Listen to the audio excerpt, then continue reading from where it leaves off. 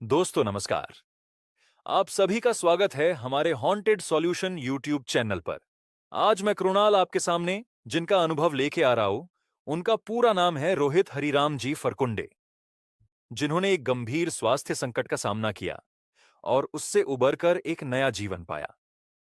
तो बिना देरी किए सीधे चलते हैं परमात्मा एक मार्ग के सत्य अनुभव की ओर। रोहित महाराष्ट्र के गोंदिया शहर में रहते हैं। रोहित का परिवार एक साधारण लेकिन सुखी परिवार था। उनके परिवार में 4 लोग थे। उनके पिता हरिराम जी, मां कविता, छोटी बहन पल्लवी और रोहित।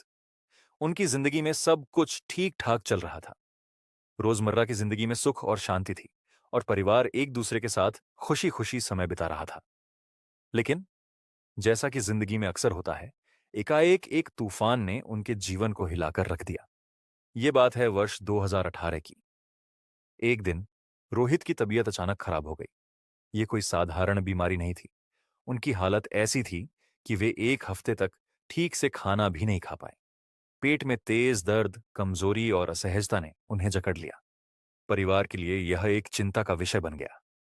रोहित की मां और पिता, जो अपने बेटे से बेहद प्यार करते थे, उनकी हालत देखकर परेशान हो उठे। उन्होंने तुरंत रोहित को नजदीकी अस्पताल ले जाने का फैसला किया। पहले अस्पताल में डॉक्टरों ने कुछ दवाइयां दी, लेकिन इससे रोहित को कोई राहत नहीं मिली।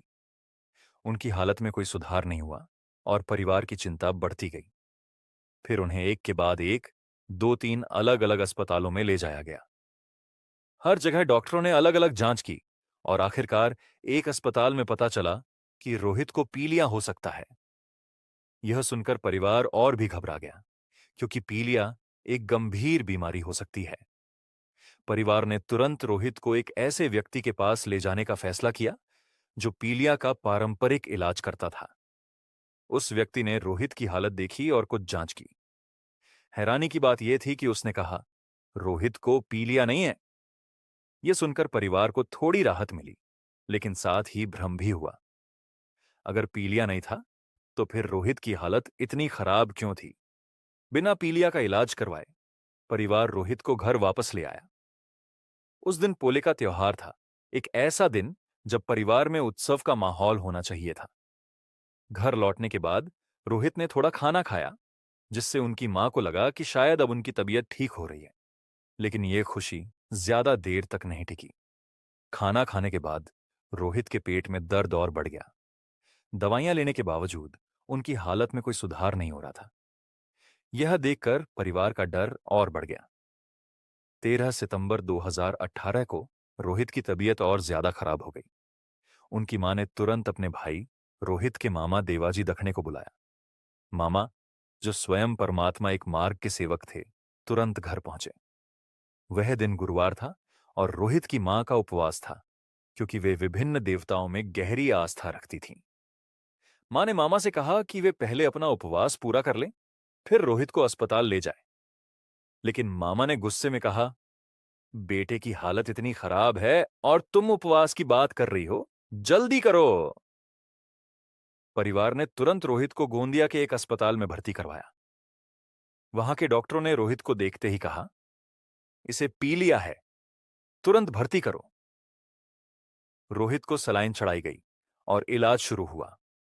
उसी शाम रोहित के बड़े मामा अजय दखने अस्पताल पहुंचे। उन्होंने सुझाव दिया कि अगली सुबह फिर से पीलिया का पारंपरिक इलाज करवाया का जाए। अगले दिन मामा रोहित को लेकर उस व्यक्ति के पास गए, जिसने फिर से कुछ रस्में की और दवाइयां दी। दोपहर में खून की जांच हुई और आश्चर्यजनक रूप से रिपोर्ट सामान्य आई। रोहित को पीलिया नहीं हुआ था, लेकिन इसके बावजूद रोहित की हालत और बिगड़ती चली गई। रोहित के पेट में दर्द फिर से शुरू हो गया। डॉक्टरों ने सुझाव दिया कि एक्सरे करवाया जाए, लेकिन रोहित की हालत इतनी खराब थी कि वे एक्सरे मशीन के सामने बैठ भी नहीं पाए। दर्द और कमजोरी ने उन्हें पूरी तरह जकड़ लिया था। डॉक्टरों ने परिवार को सलाह दी कि रोहित को किसी बड़े अस्पताल में ले जाया जाए, लेकिन उस अस्पताल के डॉक्टरों ने यह भी चेतावनी दी, अगर आप इसे यहां से ले जाते हैं तो यह आपकी जिम्मेदारी होगी। अगर कुछ हो गया तो हम जिम्मेदार नहीं होंगे। यह सुनकर रोहित की मां की आंखों में आंसू आ गए। वे अपने बेटे की ऐसी हालत देखकर पूरी तरह टूट चुकी थीं। रोहित की हालत अब इतनी गंभीर हो चुकी थी कि वे होश में नहीं थे। यह जो कोई बीमारी थी, अब यह उनके दिमाग तक पहुंच चुकी थी। वे इतने बेकाबू हो गए थे कि 4-5 लोग भी उन्हें संभाल नहीं पा रहे थे। उन्होंने अपनी सलाइन तक खींचकर फेंक दी, जिससे उनका हाथ खून से लथपथ हो गया। बेडशीट भी खून से रंग गई। यह देखकर उनकी मां और नानी पूरी तरह डर गईं। नानी ने तुरंत रोहित के पिता और मामा को अस्पताल बुलाया। रोहित की मां किसी की पूजा करती थी। जिनकी वे पूजा करती थी वो न तो भगवान है और न ही कोई देवी देवता, वह एक इंसान है। मैं उनका नाम नहीं ले सकता। सबकी अपनी अपनी पसंद और श्रद्धा होती है। मां रात के समय लगभग 2 किलोमीटर उस मंदिर की ओर दौड़ पड़ी। अपने बेटे की ऐसी हालत देखकर वह टूट चुकी थी। रास्ते में उन्हें उनका भाई मिला, जिसने गुस्से में पूछा, तू अपने बेटे को अस्पताल में अकेला छोड़कर मंदिर क्यों जा रही है? मां ने रोते हुए जवाब दिया, वो मेरे बेटे को ठीक कर देंगे। बस 10-15 मिनट दो, मेरा बेटा उठकर बैठेगा। मामा ने तंज कसते हुए कहा, ठीक है, मैं तुझे 30 मिनट देता हूं। देखते हैं तेरा भगवान क्या करता है। मां मंदिर पहुंची और वहां उसकी मूर्ति के सामने सिर पटक पटक कर रोने लगी। मां ने उन्हें अपने बेटे की जान बचाने की गुहार लगाई। मंदिर से अगरबत्ती की राख लेकर वे वापस अस्पताल पहुंची। लेकिन रोहित की हालत इतनी खराब थी कि वे उस रक्षा को उनके मुंह में नहीं डाल पाई। अस्पताल में डॉक्टरों ने मां को बताया कि रोहित को शायद डेंगू हो गया है, जिसके कारण उनकी हालत इतनी गंभीर हो गई है। उन्होंने सलाह दी कि रोहित को गोंदिया से तुरंत नागपुर के किसी बड़े अस्पताल में ले जाया जाए। उस समय रात के 9 बज चुके थे। परिवार ने एक पीलिया विशेषज्ञ डॉक्टर के पास जाने का फैसला किया, लेकिन रात में रिक्शा मिलना मुश्किल था और रोहित की हालत इतनी खराब थी कि वे चीख रहे थे और 4-5 लोगों को भी वो संभल में नहीं आ रहे थे। रोहित का चीखना भी कोई साधारण नहीं था, मानो कोई पागल कुत्ते भौंक रहे हों। ऐसे उनका जोर जोर से चीखना चिल्लाना शुरू था। न जाने उनके शरीर में इतना बल कहां से आ गया था कि उन्हें संभालने में 4-5 लोग भी कम पड़ रहे थे। इस दौरान एक उल्लेखनीय बात यह थी कि जब रोहित अपनी नानी के सामने होता तो उसकी हरकतें धीमी पड़ जाती थीं। वह नानी की ओर देखकर चिढ़ता और गुर्राता रहता था। वास्तव में परमात्मा एक मार्ग के सेवक की उपस्थिति किसी प्रेतात्मा के लिए असहनीय हो जाती है जब वे पास में होते हैं। शायद ऐसा ही कुछ रोहित के शरीर में था, जो अभी तक किसी के समाज में नहीं आ रहा था। नए अस्पताल में भी डॉक्टरों ने गंभीर रोगी के रूप में रोहित को भर्ती करने से मना कर दिया। एक डॉक्टर ने तो यहां तक कह दिया, यह बचने वाला नहीं है। मां पूरी तरह टूट चुकी थी। मामा ने फिर से तंज कसा, तेरे भगवान को बुलाया था ना, कहां है वो? मां रोते हुए बोली, मैं हार गई, अब जो तू कहेगा वही करूंगी। तभी रोहित की मौसी भारती बंसोड़ ने सुझाव दिया कि मां बाबा हनुमान जी के नाम की 3 बार फूंक रोहित के कानों में मारे। मां ने वैसा ही किया और चमत्कार, जो रोहित 4-5 लोगों को नहीं संभालने दे रहा था, वह अचानक शांत हो गया। रोहित की मौसी पहले से ही परमात्मा एक मार्ग की सेविका थी। आखिरी समय में जब कोई उपाय न हो तो परमात्मा एक मार्ग के सेवक बाबा हनुमान जी के नाम की फूंक मारते हैं। यहां पे तो एक सेविका के द्वारा उन्हें आदेश दिया गया था जो इस मार्ग में नहीं है।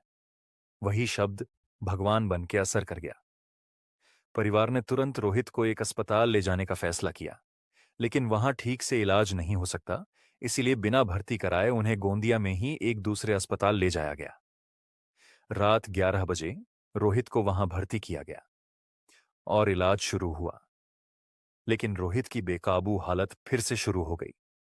उन्होंने हाथ पर लगाई सलाइन फेंक दी और 3-4 डॉक्टर भी उन्हें संभाल नहीं पाए। उनकी चीखें पूरे अस्पताल में गूंज रही थीं। डॉक्टरों को मजबूरन उनके हाथ पैर बांधने पड़े। अब यहां सोचने की बात यह है कि कोई बीमार इंसान जिसे बेड पर सो के रहना चाहिए, उसमें इतनी ताकत कहां से रही थी? आईसीयू में भर्ती रोहित की हालत मां को देखी नहीं जा रही थी। उन्होंने तुरंत फैसला किया कि वे परमात्मा एक मार्ग में प्रवेश करेंगे ताकि उन्हें कोई आशा की किरण मिले। उनके दोनों भाई भी परमात्मा एक मार्ग में थे, तो उन्हें इसके बारे में जानकारी थी। रोहित की मां के कहने पर रात करीब 11 से 12 बजे के बीच अपने भाई के साथ वे गोंदिया के मार्गदर्शक शोभेलाल जी कुसराम के पास गए। मां इतना रो रही थी कि कुछ बोल नहीं पा रही थी। मामा ने पूरी स्थिति मार्गदर्शक जी को बताई। मार्गदर्शक ने शांत स्वर में कहा, तुम्हारा बेटा जरूर बचेगा। आप रो मत और अपने धैर्य को मजबूत रखो। उन्होंने मां से वचन लिया कि रोहित के ठीक होने के बाद पूरा परिवार परमात्मा एक मार्ग में प्रवेश करेगा। बाद में फिर से वो लोग अस्पताल चले गए। इस वक्त दुखद बात यह थी कि रोहित के पिताजी शराब पिए हुए थे। मार्गदर्शक से शब्द तो मिला था, लेकिन शराब पीने के कारण उसका असर नहीं दिख रहा था और ना ही दवा काम कर रही थी। इस मार्ग में शराब पूरी तरह वर्जित है। रात 2 बजे डॉक्टरों ने फिर कहा कि रोहित को नागपुर ले जाना होगा, क्योंकि उनकी हालत बेहद नाजुक थी। उस समय रोहित की मौसी और मामा के परिचित 15 से 20 सेवक उनके साथ थे, क्योंकि मौसी और दोनों मामा परमात्मा एक मार्ग के त्यागी सेवक थे।